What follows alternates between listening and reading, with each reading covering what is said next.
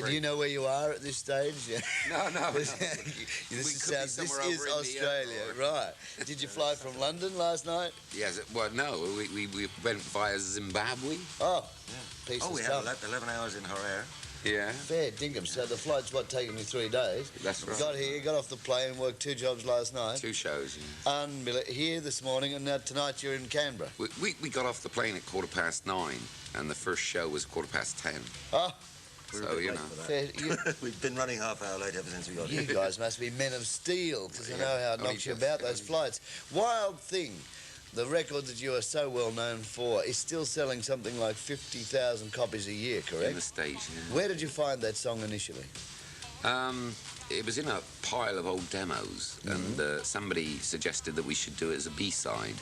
And do you remember the Lovin' Spoonfuls, Did You Ever Have to Finally Decide? Did you ever have to? Yep.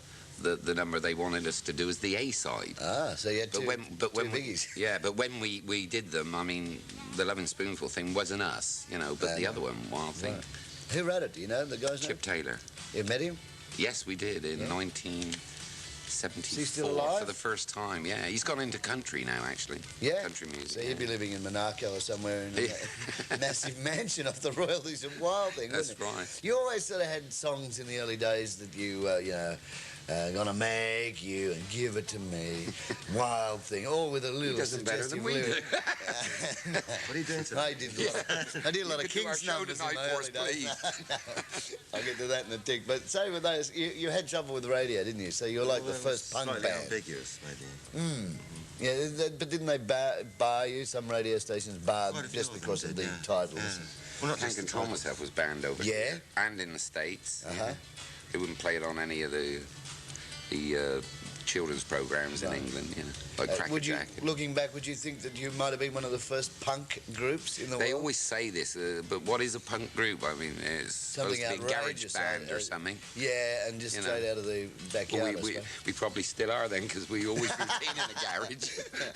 Nobody will let us wind up and just play, you know. Yeah, the thing I mentioned about the Kinks, the way you obtained your first manager, he was the Kinks manager, correct? Yes. That's and how did you come about that? Meeting him and all that? Just by going to London, actually. We kept on trying to find material, because I wasn't writing in those days. And I'd written a couple, and we took a tape to Denmark Street, which is the old Tin Pan Alley. Yeah. And the guy listened to it, and all of a sudden he picked up the phone. He said, because we had a Kinks number on there, you know. Right. And he picked up the phone. He said, "Oh, Larry," he said, "I think I've got some boys here that you should listen to." And he must have said, "No, I haven't got time," or something. Yeah. And all of a sudden he said, "Well, I think you should, because they do your boys' number better than your boys." And we were along there within 10 minutes. But because I suppose we were that vain, you know, in that vein, they just kept us on the hook for about 2 years. You know? I know. Yeah, before we had our chance. And then the big one came. Yeah. Very quick, because I got the wine and they go berserk upstairs, but you haven't made a whole lot of albums. Why?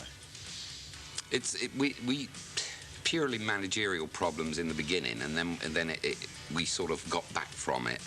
And it's very difficult to then get back into it, you know, because that recording niche. Yeah. But live is the place you've made your name. I mean, and you can tour time and time again, and you tour the world. It must be fantastic, but it also must be very tiring when you get off a plane and you've got to do 2 jobs in half an hour. That's incredible. We'll go back tonight in Clickety Click, 66, Wild Thing, the Troggs, Canberra tonight, and then Marimbula RSL tomorrow, and then they're in Victoria. Victorian viewers, watch out for them. The Troggs. Thank you, Reg.